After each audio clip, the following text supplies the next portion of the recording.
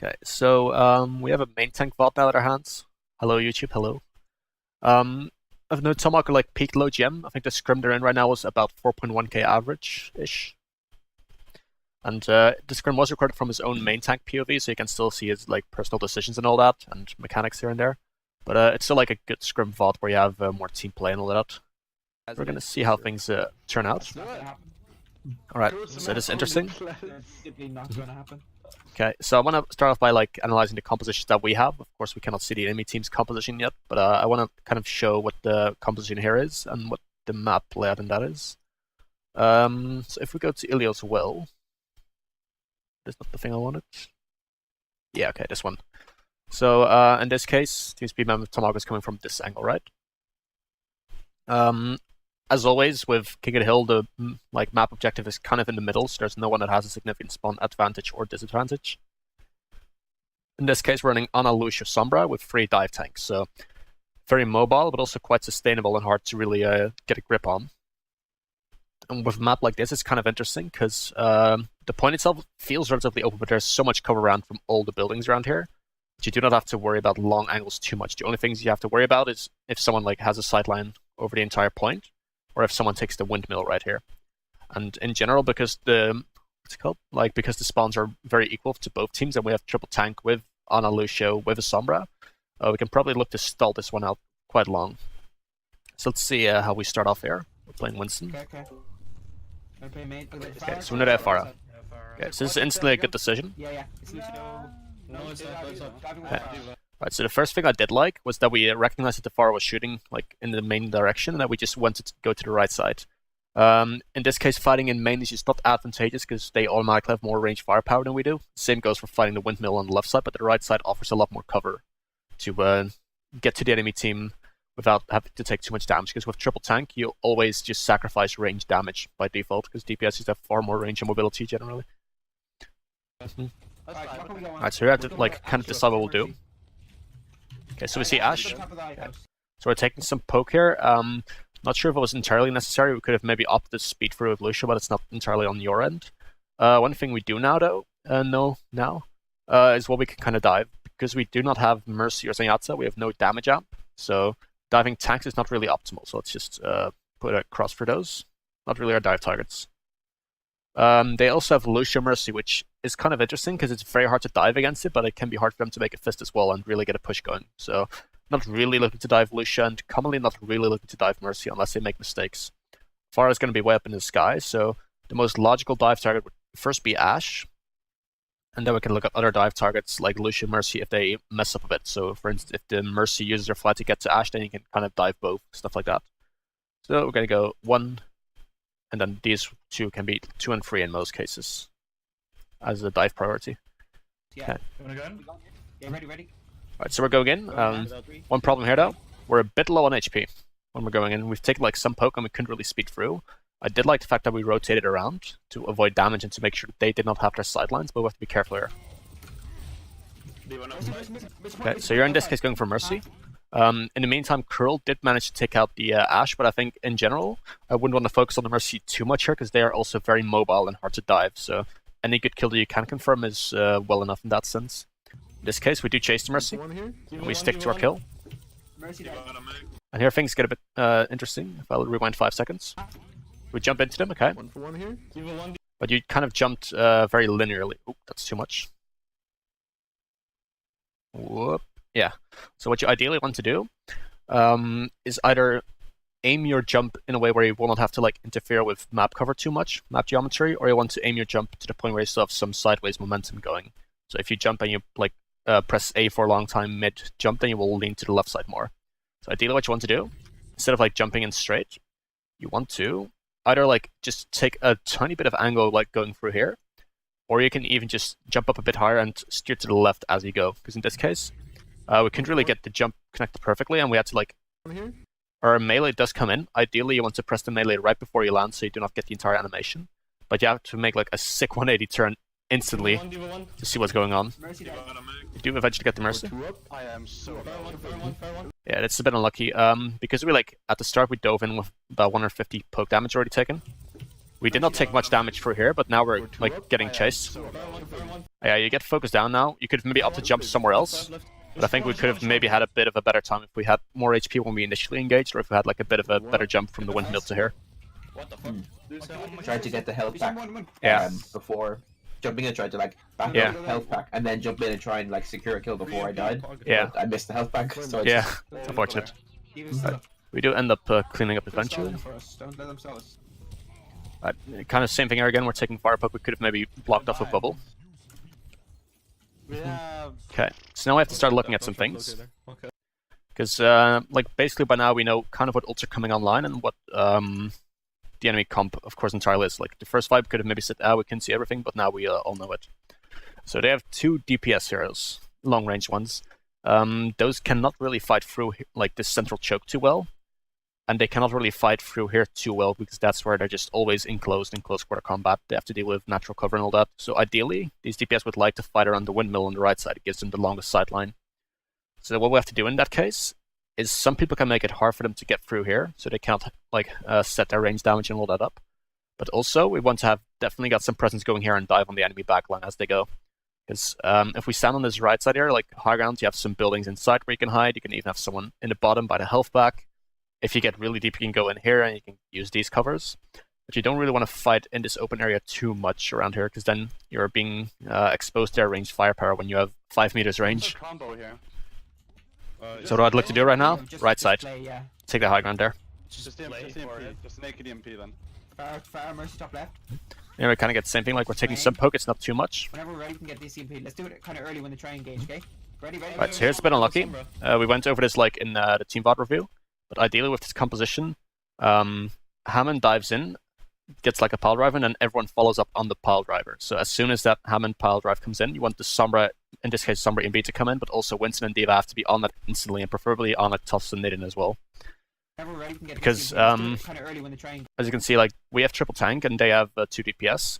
In that case, that means that the longer that they can poke, the better the situation gets for them. And from a triple tank's POV, the longer the fight takes, the worse it is for them, because they lack the range firepower and the like assassination capability that DPS heroes have. So you want to be very quick in your engagements and very deadly. So Suzu goes in. This is where the EMP grenade and Winston jump should have come in. And now, as Suzu's rolling out, and we're taking damage, about to half HP, that's when the EMP first comes in. Ideally, you want to have the case where all those abilities land almost simultaneously, or at least in very quick succession, so you can get the kills done instantly. Right. Your things are a bit unlucky again. So, I understand you want to like confirm the kill, but it leads you to a bad spot. Because, so you're right. We'll take some damage. Okay, we're in trouble. Get some damage in. By now I have to think about some things. Our jump cooldown is coming back soon. We have a nano boost. We're 50% on beat drop, but our Ana is still like alive and able to heal us. So does Lucio. In any case, it's more of, like, it's better for you to just live and keep fighting a bit rather than like going for a very almost suicidal jump in. Because in this case, again, I think he just wanted to get the kill confirmed. But even if he would have been alive, it would have been better if he just jumped back. So that would be, if we go from well. Ideally, I'd want to have a point where I can see more. I think this will do decently well, yeah. Okay, so imagine, for instance, that you're on this side, right? You're kind of chasing the Lucio up to these stairways now. What you want to do is always be able to jump back to the right side high ground here, or back over the fences to the point. Right side high ground will give you a bit more cover from any type of fire, and you can just chill a bit. On point, you're on Lucio, able to heal you again. But jumping in this deep means you're very deep in enemy lines, and the quickest route back is either through the central way where everyone's shooting, or around the windmill where you have no range and they have range damage. These are like kind of go-to jumps that you want to make here. Back onto point and back onto high ground right side with cover. As you can see, in this case, Farah, Sombra are both up there. And that's how you end up.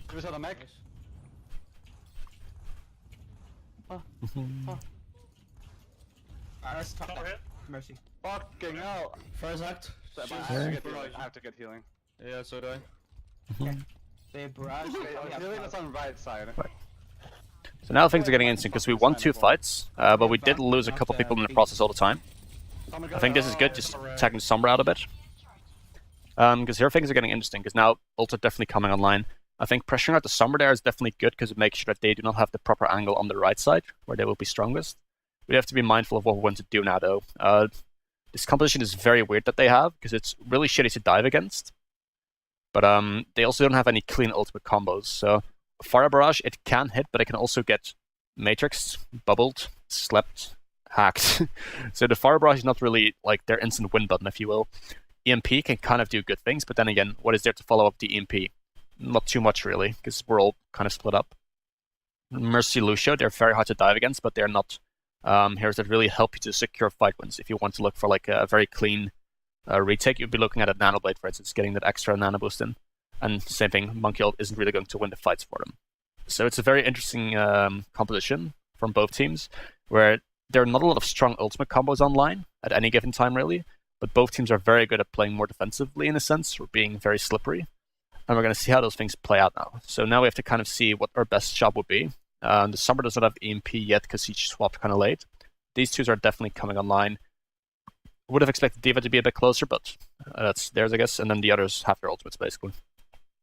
The only real chance they have at making this work, this one, the Pharah. We're going to see how we play this out. The barrage, dude? No. Okay, so they engage with Valkyrie. Summer one, summer up. Right, so in many cases, you don't really want to follow the tanks too much. In this case, it was alright, because the Pharah Barrage automatically needs space created for itself, so following on their tanks means you're instantly close to the Pharah to screw them over, if you will. A couple things that you could do is start pressuring people that have their ultimates like very early so that they are forced to use them. As always, they have range and we don't, so we don't want to give them too much space for free and set up. But you could be looking at like pressuring this Mercy and Lucia to force their ults out if they had them. Same with Monkey in a sense.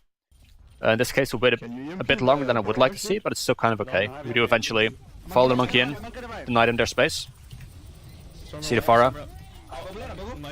It's good. Right, so now I have to start looking at some things, because their Mercy was still flying above. There's also still a Monkey Primal Rage going on.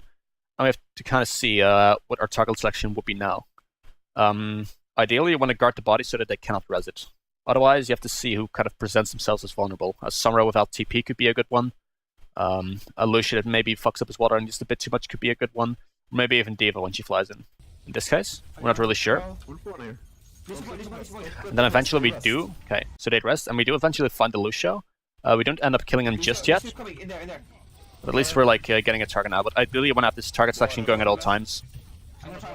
And in compositions where both teams have like compositions that are very hard to dive, it's usually punishing mistakes and looking for crucial cooldowns to be out of the way. That's how you can select a good dive target. It's not as simple as this person has no mobility and no self-sustain, so I focus him. Okay, so we got this kill. Alright, this is kind of interesting. We were getting kind of low on HP, but if you have Primal Rage and you're looking to kill if you have Primal Rage and you're looking to kill a Mercy, okay, in this case you kind of have to do it early to make sure that you didn't die. No jump, no jump. But what you want to do against Mercy, especially if you have your Primal Rage up, is force him to fly away, then jump normally, and then activate Primal Rage after to have a new jump cooldown.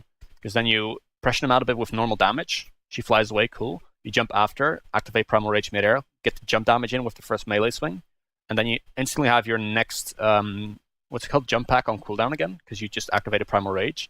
And you can chase her before she really has her abilities back again, and it's very hard for Mercy to live through it unless she gets like the hard pocket, or maybe you mess up the mechanics of it. It's not as easy to pull off, so it might require some practice, but it's generally one of the few ways where Winston can like really get to a Mercy without her like really having a good say in it.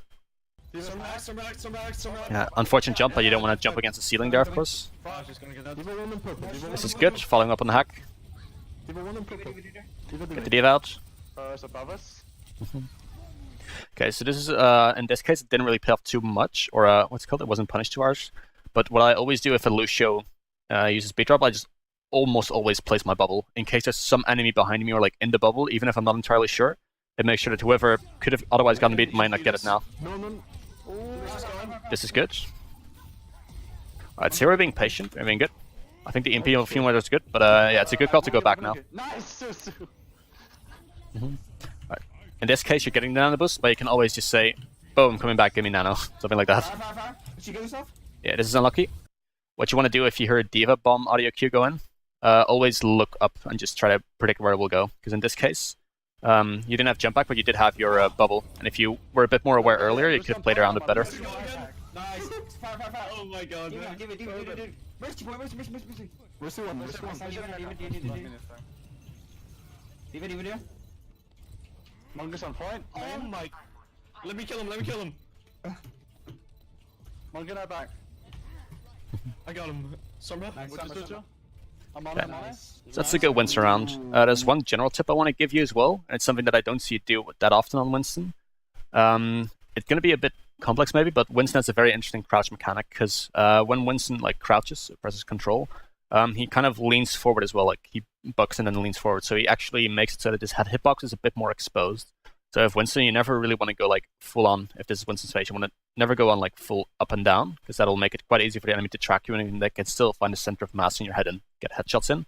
What you always want to do is combine your crouches with the diagonal movement. So if you do crouch in A, for instance, then you go kind of like this. And that will make it very hard for them to actually focus you down, because in that case, your head hitbox actually doesn't just go up and down like a very tiny bit. It actually changes a lot in momentum. So what I like to do against a lot of heroes, that includes Sombra, includes D.Va if she's tracking me a bit, to some extent includes Tracer, all those type of heroes, I like to jump in and then continuously alternate crouch keys with diagonal movement keys of A and D. So that way it's going to be, if this is my head, I can kind of duck like this, and I can kind of duck like this, and if I notice that the enemy is aiming very low at me, so like they're just aiming at my chest, then you can maybe start thinking about jumping to make sure that they don't accidentally hit your head with spread damage. It's a niche little mechanic. It's a bit weird to pull off. What I usually do is that I have my my middle finger on the W and S key, depending on which ones I use, ring finger on A, and then index finger on D, and then I use my pink for like shift and control. So this is usually something I do when I don't have jump back on cooldown yet, so I can just keep my pink on the control button, and then I can really almost like start crouch spamming with AD in between. That'll make it much harder for enemies to hit me, and it's like a bit of a niche thing, but do keep in mind if you avoid 80 damage in a duel, that can be the difference between a one fight and a lost fight. Yikes. I just got Yeah. like. It doesn't work as well with Reinhardt because Reinhardt has a very different crouch mechanic. I'm not sure how familiar you are with them, but always good to know, I suppose. 7 final blows or some shit. Plug. I built the imp again. Dude, the Lucio got cocked twice. So we're gonna skip this. Me talking, nice. Yeah. Alright, so we're going on this one. Okay. We're getting our comp going. Okay, there's one thing I want to highlight instantly here. Actually, I'm going to let it play out, and then I'll highlight it. Alright, so this opening rollout's not really ideal, if you ask me.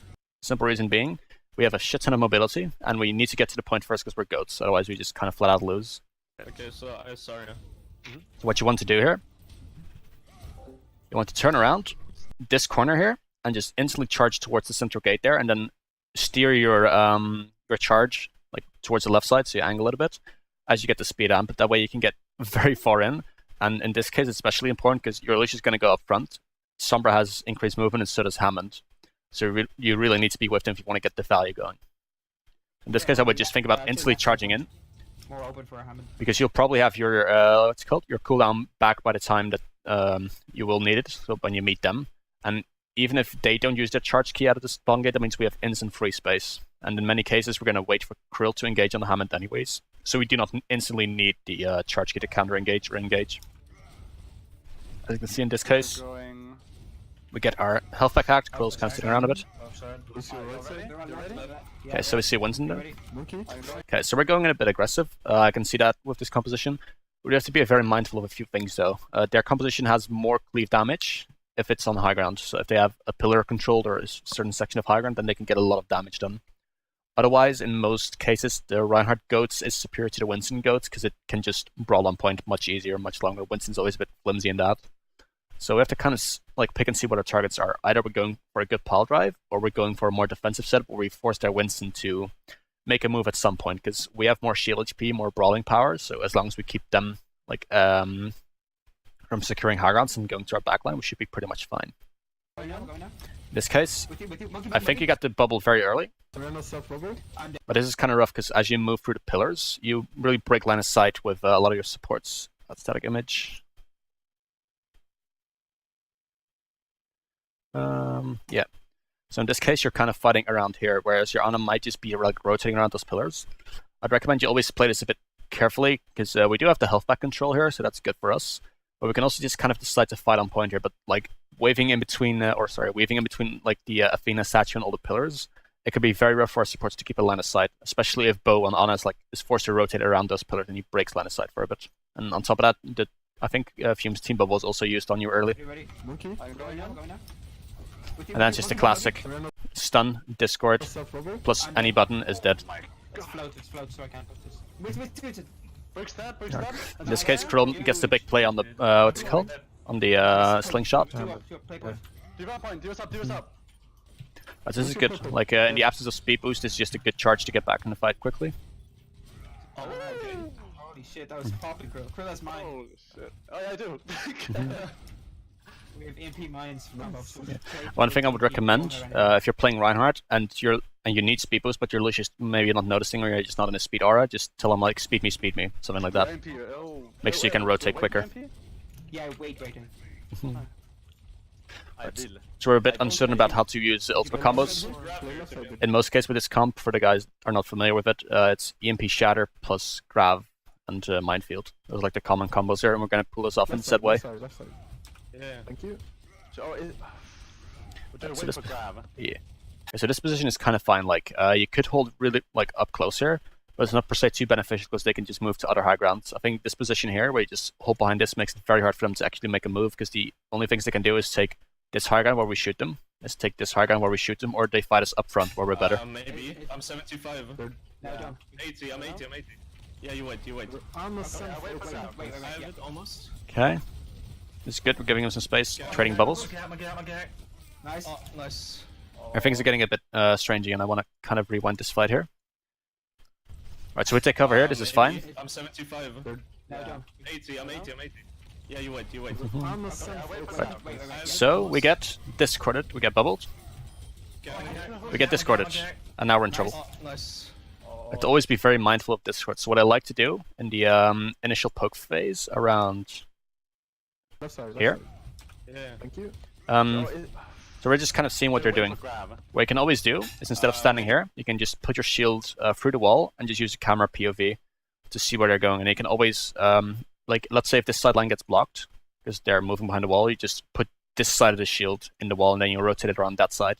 That way you can always see where they're going in a sense without per se wasting your shield HP and also without you being at any chance of being discorded. In this case, it's very minimal, but like we kind of don't need this 130 shield HP damage. And by the time that like, what's it called? And because we couldn't scout them out early enough, we're kind of surprised by them being so up close here. We get a team bubble, okay, nice. But as soon as the team bubble goes down, we are in trouble with Discord. Nice. Oh, nice. So we lose one. Now you have to scream at Bo to heal you, because he just kind of flew past him with crowd control and speed boost and whatnot, but you need to scream at him to heal you. Things are getting messy. Yeah. So I understand that you want to make the play here and all that, but we're going to end up dying because, well, we're going with like 100 HP, and as soon as we drop our shield, we're just dead. And as you can see, instantly, as soon as the team bubble's down and your shield goes down, Orb of Discord, instantly. In the moment, I had a bot burger because I saw fucking like on the floor. I saw, you know, when Zen trances, he has that like area of effect that shows up on the floor. Yeah. I was like, I saw that at my feet after I charge here when I shield. There, I see it at the feet around me, and I was like, "Oh, we're trancing," so I went for a swing. Okay. We don't even have a fucking Zen. Yeah, so like, that's a bit unlucky. Yeah, but either way, in most cases, going in with like actually charging in is almost always a full HP commitment. If you're like below 300 HP, you're actually thinking about, okay, I'm not dropping my shield under basically any circumstance, really. Only very minimally. And also, if you decide to charge, especially when it's low HP, just say, I'm charging in, like, give me nano boost, give me team bubble, give me grenade, something like that. In this case, nano boost. Yeah, man, give me nano boost. Yeah. Right, but we couldn't really pull off this graph combo too effectively because we were kind of splitting what we did. We were a bit surprised that they were as close as they did, and we couldn't really get the good value out of Nano Boost or out of Tomahawk's charts, so we couldn't really get the follow-up on this combo here. Keep stalling. Point.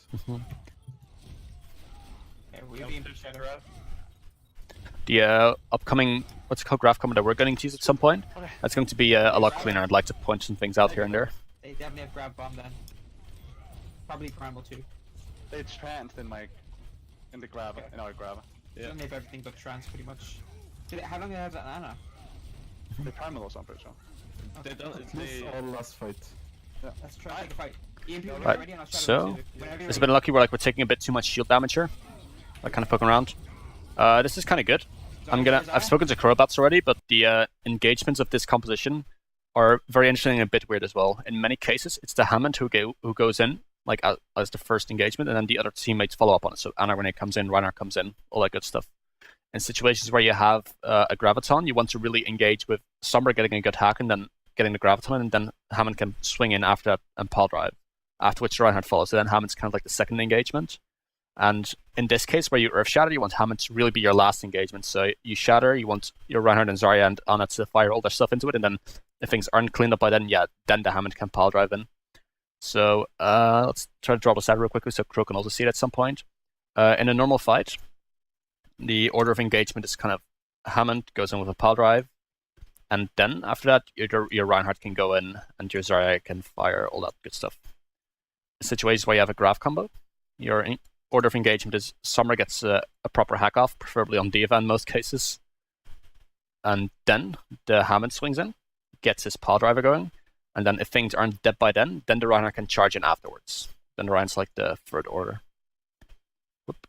And then you have the situations where you have Earth Shatter, mostly comboed with EMP. Then it's going to be your Sombra to like kind of it'll get the EMP off, then your Reinhardt. I'm just going to say Sombra plus Reinhardt together here. They get their things off. You fire all damage into that.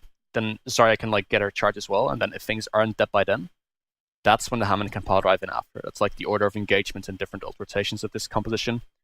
It's a bit strange at times, but you always want to keep in mind who is supposed to do what, because in this case, the Zarya kind of got knocked up when you were still like fighting it, and that's not really what you want to do.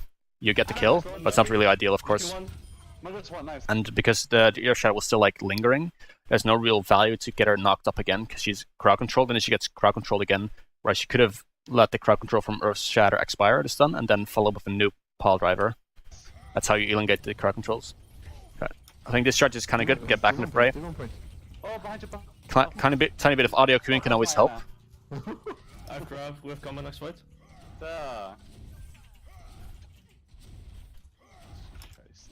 Goats only team.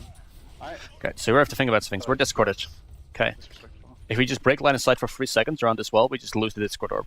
Always what you want to do. Main. But in this case, any damage we take is being amplified, and any damage we take on a shield is not really needed. So I can grab the wall. Yeah. We're gonna grab the wall. So here things are interesting. The Hammond ults come in. What you want to do, really, I think you might have just had the timing right. It's a bit of a strange positioning on the graph to pull this off as well, but mostly when the minefields come in on the grab, you don't really need to crowd control them or like charge them instantly unless it's like a squishy that you need to burn.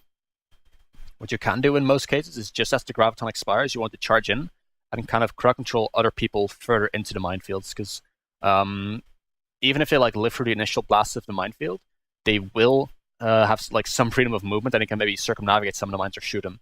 Whereas if you charge in like on, let's say, 3 people and you pin 1, right as the crowd control from the graviton expires, then you can knock them back further in to the minefield without them having like full directional movement. Then you can force them into the mines whether they like it or not. Yep, I'm just gonna see if it was. It's a bit hard because it's kind of based on the environment. It's really hard to like get that crowd control in such a tight doorway going. But in this case, we drop the minefields and we instantly get the charge in. And I think the graviton was just not entirely expired yet. It might have just like been a fraction of seconds. It's big. And especially because they used Monkey Bubble already here, they had nothing to break the mines instantly. So I think you could have maybe just waited like half a second or a second longer, and they would have been crowd controlled in them. So this is good on our side. We counteract our engagement. Chill on point. Sorry, hack. Did grab Steven. Oh shit. Yeah. I'm dead. Never mind. This is good though. Winston. I don't know. Right, so in this case again, you do like get a bit of a magnet pin, but you were charging in low HP again. If you say I'm charging, you can say give me T-bubble, give me grenade, stuff like that. Use your mech. I will bring on point. Right, so by now it's once again time to say what you need. You need a speed boost. You cannot chase up to anything. And you need a team bubble now. Okay, you got it. Side point. Okay, so we get these combos going. This is nice. Go, Nico. Getting on the honor. This is nice. Anna? I'm in the back. Okay, good little hammer rotation swing. Nice. Okay, so that's one of the things that you can maybe do a bit more. because you're like kind of the team captain and you of course do target call, you can also say at times what resources you need. So in some case you maybe like need a speed boost from Nico. In some case you might need a bow to give you nano boost or animate. In some case you might even need a team bubble. And preferably you want to ask for those things before you actually engage in your action. So let's say if I want to say, I'm charging in, give me team bubble or something, and Desire says, no, I don't have team bubble, wait 3 seconds, then at least I can know to wait 3 seconds before I charge in, if you will. That was so beautiful, dude. Jesus. Juice Go extrapolate. to Juice extrapolate indeed, Argyll. Simply opt for it. Try to get equip. Break dive. And we're gonna end up going for the same composition as we just had. Right, so this map is kind of interesting, Lighthouse, because there's a lot of environmental pitfalls. We have to kind of think about how we want to approach the fight again. We end up cleaning this map up like really well, but I kind of want to highlight things anyways. So what we want to do in general is have some some value of our environmental pitfalls and some value of our high ground, because we're expecting them to run goats because they wanted to run goats. They said before the scrim, and they will also show that they wanted to play some goats while playing it. So we have to think about how we want to do some things. We don't have a Diva, so we can't really take poke too much. We don't have the flexible matrix. So we want to kind of be around and near cover anyways. And ideally, because we have Ham and Lucio and Sombra, you want to have a situation where one person's on the high ground and the others can get crowd control in. So that means that this little lane is the ideal lane for us to force people into. And even this little central bit can work for us, because then Runner can take cover behind the pillar. You still have Sombra hacking from either here or here, and Hammond and Lucio can still get their crowd control in. In this case, once again, as soon as we exit spawn, you want to charge out. And you can actually, if you aim your charge correctly, you can end up in this room and even take a bit more of a shortcut. Or you could have even charged a bit lower and hit this pillar. If you glide as well. I need to play boo. We want to play in the open. Play in the open. They're ghosting. Yeah, we don't want to play in the open too much because we're goats, and we also don't have a Diva. I'm going on. Everybody. Yeah, Right, so this is good. Like, this is exactly what I mean. Hammond pod drives in. Okay, we see the brig is exposed. Focus the brig. Rana gets in. You get the team bubble. Nice. Biggest one. And then you get even more crowd control in. Whoop. Right, so here things are interesting. We're a bit low. Oh, is he fat now? You get a charge eventually because you got like booped in, but there's no real reason to charge here. Because if we go on point like this, The brick's still one on point. Oh, this brig does not have her stun up. She has no mobility, and she is basically within range of firing. So it's best in this case if you just keep on swinging, because it allows for you to cancel back into your shield if need be. And because the charge distance is like so short, it takes longer to actually get damage in with the charge because there's an animation attached to it rather than just swing normally. In this case, you get booped just a tiny bit, and you do get the pin. But as you can see, you were already kind of low, and in this case, you barely make it out of even such a short charge. I went for the charge on the brig because I've had so many. Like the experience where the brig has Zen Orb, and then brig like she's like half or something like that, starts swinging, and all of a sudden Yeah. she just won't fucking die. It's like Jesus. It Man. happens, yeah. But in this case, you were like free up, and they just lost some people as well, so you were like kind of cleanly winning the fight. Shadow soon. What other things? Alright, so same thing again. We want to cleanse ourselves of Discord. Okay, he puts it on something else. Yeah, okay, here. Okay, so we're going for EMP Shatter. That means we need to do a little poke damage. They're going top, okay? Yeah, back. This is kind of favorable to us because it allows for the two of you to get your ultimates up. You're gonna drop straight to point. Stay on the left. So once again, we get Discord, rotate around this pillar, get that Discord off, Yeah. and you can shield peek in between to make sure that you can see where they're going. Okay, we can go for a boop. Okay, nice. And yoink. Huge. So this is exactly what I meant, like, we're gonna watch this fight play out for a bit. I don't think we need ults. No. You get nano boosted for the sake of it. Okay. No, you don't. Right, so let's just take a small rewind on that fight, because this is really good on our side, I think. So they take high ground, that's okay, we can't control high ground that long. We can go for a boop. Okay, nice. So we force them like into this little streetway here, and that's always very favorable with Ham and Lucia competition. You can just boop them off to the end of days. In this case, we just get one like pick in instantly. We force them very close to us where we have our crowd control options ready, and we just go in. They're all one. I don't think we need ults. No. And then we clean it up. Okay. No, you don't. I pressed Q. Let's go. God, that was EMP shatter and then grab combo. Yeah. Okay, we're gonna get the EMP Shatter off first, that's fine. Gave me like 50% of my ult and I was just standing around there. Right, Just like, so we have to like look at some things. We want to get the EMP and we want to line people up. thank you so much. So I would by now, seeing as the fight is kind of like, I would have, a couple seconds ago, I would have started putting my shield diagonally into this wall and just start shield picking, seeing where they are. That way you can communicate with Suzu what you want to do, and you can also line it up for yourself. So you can imagine, hey, as soon as they run the corner and we get the EMP in, I want to shatter on this angle. Ready for EMP Shatter? Ready? Now. Yeah. In this case, we get it off just as they turn the corner. and it ends up working well. But if some people decide to like stay behind Baby, cover, sub, baby. then they would not have been all shattered. So what I would have liked you to do, just start shield peeking in here, see where they are. Thank you so much. And ideally, you want to get these EMP shatters off before they really turn corners. In this case, because Susan's already standing up top here, you can get the EMP in whenever. And if they're still all standing in this lane, there's no way for them to dodge it. Whereas in this case, Ready for EMP shatter? they Ready, happen to ready? just turn around the corner. But if they, like, the 2 or 3 people that were like standing behind walls did not continue walking forward, they would not have been shattered. Huge. And that can be the difference between like a 2-man EMP shatter or a 4/5-man EMP shatter. We can sub, baby, sub, baby. Yo, they said 4.2. Yeah. Tomahawk toxic, come on, brother. 4.2? Alright, and we got combo here, and let's farm in the grab it. Let's fucking do this, okay. They have. Do we expect to have everything? Yeah. Yeah. We still use our plan. It's kind of interesting. We won the fight so cleanly without really losing anyone that they don't really have their ults up. And because we had several environmental kills, I think 2 or 3 from Cruel and 2 from Nico, they didn't really get the chance to farm up ults either. But as Bo was saying, it's always good to just follow up on your own ultimate plan first. Mostly because also we have the Hammond Summer, so we're not very good at taking these long sustained fights that they can do with Brig and Diva. We don't want to be aggressive in there, if you will, and since we still have our own advantage because we won every fight, you want to press it. Don't overcommit.